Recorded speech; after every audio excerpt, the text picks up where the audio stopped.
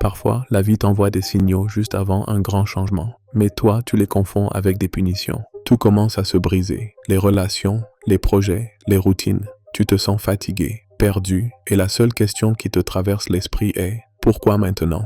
Mais ce qu'il y a de fascinant, c'est que juste avant de gagner, tout commence à ressembler à une perte.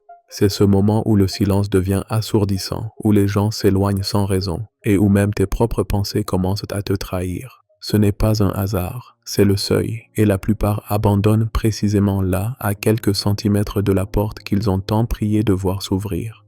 Cette vidéo n'est pas faite pour les jours où tout va bien, mais pour ceux où tout semble s'effondrer, et pourtant, quelque chose en toi refuse toujours d'abandonner. Le plus étrange dans les instants qui précèdent un grand tournant, c'est qu'il ne ressemble pas à un début, mais à une fin. Ton esprit te dit que quelque chose s'est mal passé, alors qu'en réalité, tout est en train de s'aligner. Le problème, c'est que personne ne nous apprend à supporter l'étape du « presque », ce moment où tu sembles donner trop pour recevoir si peu, où tes efforts ne portent pas de fruits, où tes plans se bloquent et où même ta foi commence à trembler. La plupart ne tiennent pas le coup parce qu'ils confondent le silence avec l'absence, le retard avec le refus et l'épreuve avec l'échec. On veut des signes évidents que tout va bien, mais la vraie croissance se cache souvent sous le masque du vide. C'est comme un muscle qui se déchire à la salle pour pouvoir grandir. Ça fait mal, mais c'est nécessaire. L'âme aussi a son propre entraînement, et parfois la vie te fait passer ta dernière série juste avant de t'accorder la victoire. As-tu remarqué que chaque fois que tu es sur le point d'améliorer quelque chose, une crise surgit? Tu essaies d'économiser et soudain, des dépenses imprévues apparaissent. Tu veux guérir et d'anciennes blessures se rouvrent.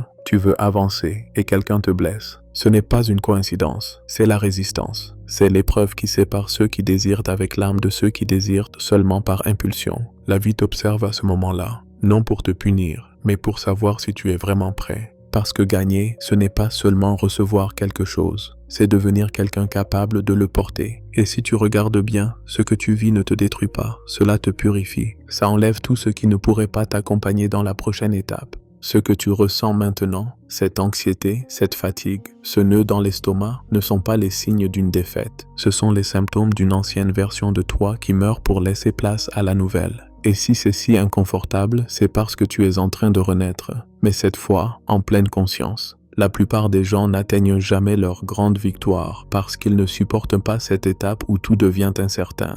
Cette étape où le silence de Dieu ou de l'univers résonne comme une moquerie, où les résultats ne suivent plus les efforts et où même respirer semble peser. Mais ce que presque personne ne comprend, c'est que le chaos avant le changement n'est pas une épreuve de capacité, mais de constance. Et si tu te trouves là à te demander quel sens tout cela peut avoir, c'est sans doute que tu es bien plus près du but que tu ne l'imagines. Regarde en arrière. Combien de fois as-tu cru que c'était la fin avant de découvrir que ce n'était qu'une transition?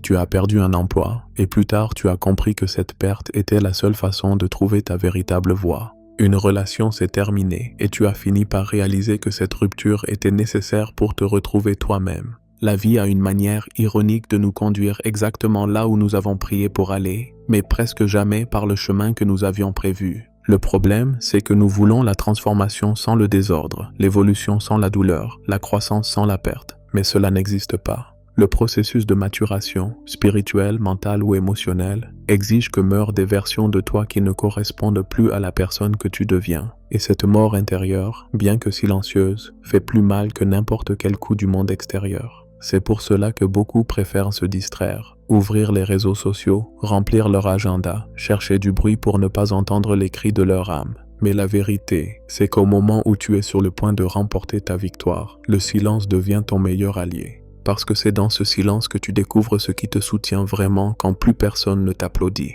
Il y a un schéma qui se répète juste avant une grande conquête. La déconnexion. Tu te sens isolé, même entouré de monde. Ton énergie change, et soudain, certaines conversations t'épuisent, certains lieux t'oppressent, certaines personnes ne te correspondent plus. Ce n'est pas de l'arrogance, c'est le signe que ta fréquence change. Tu cesses de vibrer dans la peur du manque, dans la culpabilité, dans le besoin d'approbation. Et cela dérange ceux qui vivent encore à ce niveau. Certains s'éloigneront, d'autres te jugeront, mais ne cherche pas à te justifier. Celui qui n'est pas dans ton processus ne comprendra pas ton silence. Le moment le plus sombre avant l'aube semble toujours interminable, et c'est précisément là que ton esprit déclenche sa guerre. Et si je n'y arrivais pas? Et si tout cela n'avait servi à rien? Et si je n'étais pas à la hauteur? Mais écoute bien, ces pensées n'apparaissent pas quand tu es perdu, elles apparaissent quand tu es sur le point de trouver ton chemin. Ce sont les dernières tentatives de ton ancienne identité pour te garder là où tu es. Ton ego ne veut pas que tu franchisses la porte, parce qu'il sait que de l'autre côté, il perdra tout pouvoir sur toi. Et alors viennent les épreuves discrètes, mais empoisonnées. Le message qui n'arrive jamais, le projet qui s'effondre à la dernière minute, l'ami qui te déçoit, la critique injuste. Rien de tout cela n'est un hasard, c'est la vie qui te demande. Le veux-tu vraiment ou aimais-tu seulement l'idée de le vouloir? Parce que la victoire n'appartient pas à celui qui désire, mais à celui qui persévère. Persévérer, ce n'est pas tenir bon par orgueil, c'est continuer avec un but. C'est se relever sans certitude, uniquement avec la foi. C'est regarder le chaos et dire « ceci aussi me prépare ». Et crois-moi, quand tu atteins ce point, l'univers tout entier commence à se réorganiser en ta faveur. De nouvelles personnes apparaissent, les opportunités se synchronisent et ce qui t'épuisait auparavant cesse soudain d'avoir du pouvoir sur toi. Parce que tu as compris l'essentiel. Gagner n'est pas un événement, c'est la conséquence de ne pas avoir abandonné pendant l'épreuve.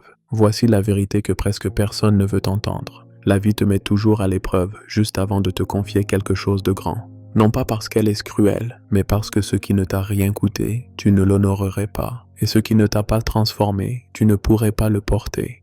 Regarde avec honnêteté. Chaque victoire qui a vraiment changé ta vie est venue après une crise. Chaque porte qui s'est ouverte a d'abord claqué violemment devant toi. Chaque personne qui t'a guéri est apparue juste après celle qui t'avait blessé. Ce n'était pas le hasard, c'était le dessein. Et si aujourd'hui tu es fatigué, confus, au bord du renoncement, c'est probablement que tu te tiens sur cette frontière invisible où tout bascule. L'univers, ou, si tu préfères, Dieu, te façonne à travers la pression, pas pour te briser, mais pour te polir. Comme l'or qui passe par le feu, il ne se détruit pas, il se purifie. Alors, quand tout devient difficile, ne dis pas « je perds », dis « je suis affiné ».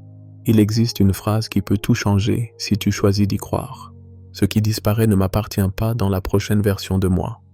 Et cela inclut tes habitudes, tes relations, tes excuses et tes anciennes pensées. Ce qui s'effondre n'est pas une punition, c'est un nettoyage. Ce qui fait mal n'est pas une fin, c'est un détachement. Tu sais pourquoi ce message est apparu maintenant? Parce qu'une partie de toi sait déjà qu'il n'y a plus de retour possible. Même avec la peur, tu as déjà trop vu pour prétendre ignorer ce que tu dois faire. Ton âme te l'a murmuré 1000 fois dans le silence. Tu mérites davantage, tu es capable de plus, et quelque chose t'attend au-delà de cette étape. Alors ne confonds pas la fatigue avec la destinée. Ne prends pas le bruit pour un signe d'échec, et ne crois pas au mensonge que tout est fini. Parfois, le ciel s'assombrit non pas parce qu'une tempête arrive, mais parce que le soleil est sur le point de se lever. Et celui qui résiste à cette dernière minute d'obscurité verra la lumière comme personne d'autre. Respire, regarde autour de toi. Peut-être que rien n'a encore changé à l'extérieur, mais quelque chose a déjà changé à l'intérieur de toi. Et c'est toujours le premier pas. Parce que la victoire ne vient pas quand tout est parfait, elle vient quand, malgré les blessures, tu choisis d'avancer. Quand tu refuses d'abandonner ce que ton cœur sait être juste, même sans preuve que cela fonctionnera. Cette foi silencieuse, celle que personne ne voit, que tu ne publies pas, que toi seul ressens, c'est le sol sacré où tout finit par fleurir. Tu n'es ni en retard, ni en échec, ni perdu. Tu es simplement dans la phase la plus tendue du processus, celle où ton âme s'étire pour atteindre ce qu'elle a demandé. Et oui, ça fait mal. Mais souviens-toi, rien de grand ne naît sans douleur. Le changement arrive toujours déguisé en chaos, parce que le nouvel ordre a besoin d'espace pour s'installer. Alors aujourd'hui, si tu sens que tu n'en peux plus, fais une seule chose. Ne t'arrête pas. Avance lentement s'il le faut, pleure si c'est nécessaire, mais continue. Chaque pas que tu fais au milieu de la fatigue dit à l'univers « Je suis encore là ».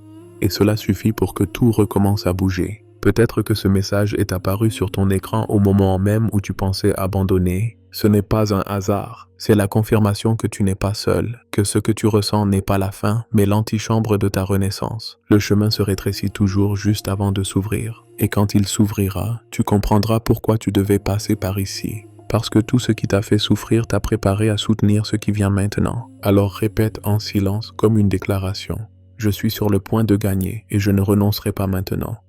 Et quand tu le diras, tu sentiras quelque chose en toi répondre. Une paix douce, une certitude tranquille.